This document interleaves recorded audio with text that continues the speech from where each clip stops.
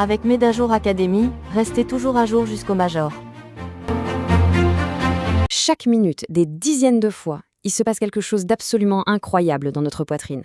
Une véritable chorégraphie. Et aujourd'hui, on va décortiquer ça. On va plonger dans l'histoire qui se cache derrière un seul, unique battement de cœur, le fameux cycle cardiaque. Alors, toute cette histoire, combien de temps ça prend ? Eh bien, au repos, pour un cœur qui bat à un rythme tranquille de 75 battements par minute, ça dure à peine 0,8 secondes, moins d'une seconde. Oui, moins d'une seconde. Et pendant ce temps record, le cœur exécute une séquence d'événements à la fois mécaniques et électriques qui sont synchronisés à la perfection. C'est un véritable ballet réglé au millimètre près qui nous maintient en vie à chaque instant. Bon, la grande question, c'est qu'est-ce qui se passe concrètement pendant cette toute petite fraction de seconde ? C'est exactement ce qu'on va voir maintenant, étape par étape. Alors, pour bien commencer, il faut revenir à la base. Le rôle du cœur, c'est tout simplement le moteur infatigable de notre corps. Voilà, une pompe pulsitile assurant un débit en générant une pression. Qu'est-ce que ça veut dire ? C'est simple, mais absolument vital.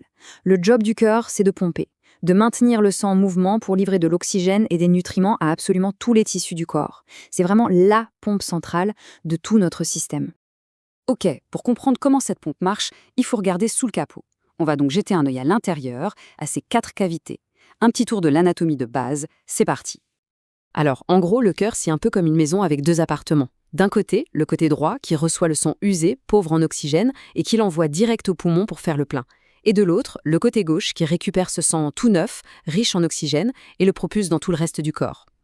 Chaque côté a une oreillette, la salle de réception si on veut, et un ventricule, qui est la grosse pompe. Et pour être sûr que le sang ne fait pas demi-tour, il y a des valves. Ce sont des portes anti-retour parfaites, qui s'ouvrent et se ferment toutes seules, juste avec les changements de pression.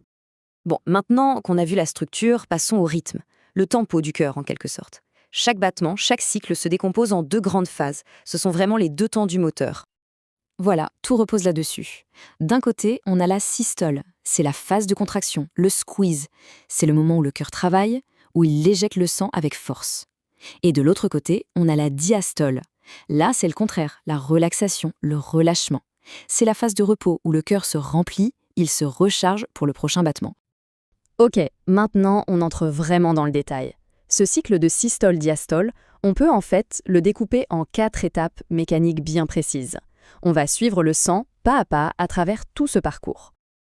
Alors voici le plan de match. Étape 1, la contraction isovolumique. Isovolumique, ça veut dire à volume constant.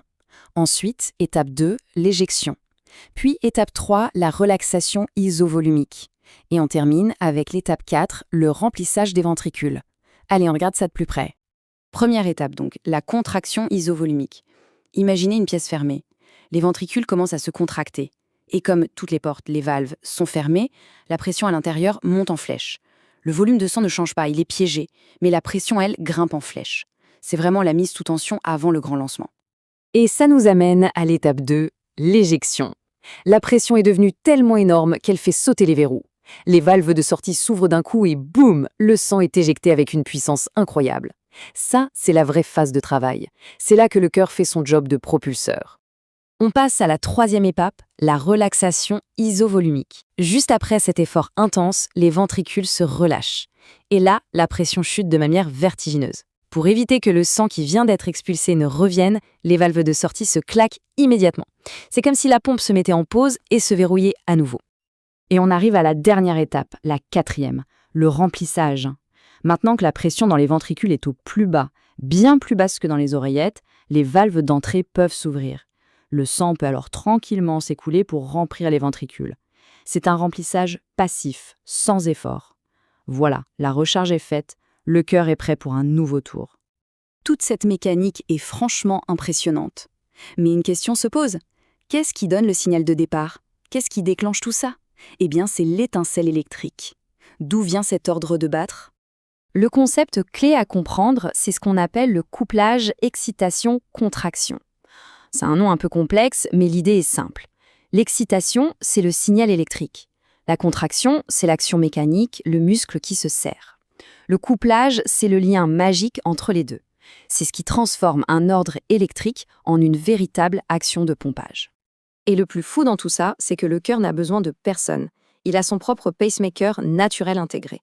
un tissu spécial qui, de lui-même, génère une petite impulsion électrique. Cette impulsion se propage ensuite à travers tout le cœur et dit aux cellules musculaires « Allez, on se contracte, maintenant ». C'est pour ça que le cœur bat tout seul, de façon complètement autonome. Bon, pour terminer, on va s'intéresser à un aspect très pratique. Comment le rythme, la vitesse des battements influencent la performance de notre pompe? Quel est le lien, vraiment crucial, entre la fréquence cardiaque et son efficacité? Ce graphique est super intéressant. Regardons un peu. À un rythme normal, disons 75 battements par minute, la diastole, souvenons-nous, c'est la phase de remplissage, elle dure une demi-seconde. C'est confortable. Mais maintenant, si le cœur s'emballe et passe à 150 battements par minute, regardez bien, le temps de diastole fait fondre à 0,15 secondes. Il est divisé par plus de 3. C'est une chute énorme du temps disponible pour que le cœur se remplisse. Et la conséquence de ça, elle est super importante. À des rythmes très élevés, cette phase de remplissage ultra courte veut dire que les ventricules n'ont tout simplement pas le temps de se remplir correctement. Résultat, la pompe devient moins efficace.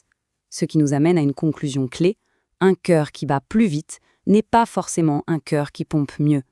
Heureusement, pour ajuster sa performance, le corps ne joue pas que sur la vitesse. Il a plusieurs boutons de réglage. Il peut jouer sur l'effet chronotrope, c'est-à-dire la vitesse, la fréquence. Il peut jouer sur l'effet inotrope, donc la force de la contraction, et même sur l'effet dromotrope, la vitesse à laquelle le signal électrique se propage. C'est en jonglant avec ces 3 paramètres que notre cœur s'adapte parfaitement et en permanence à ce qu'on lui demande. Voilà, cette séquence parfaite en 4 temps, répétée des milliards de fois au cours d'une vie.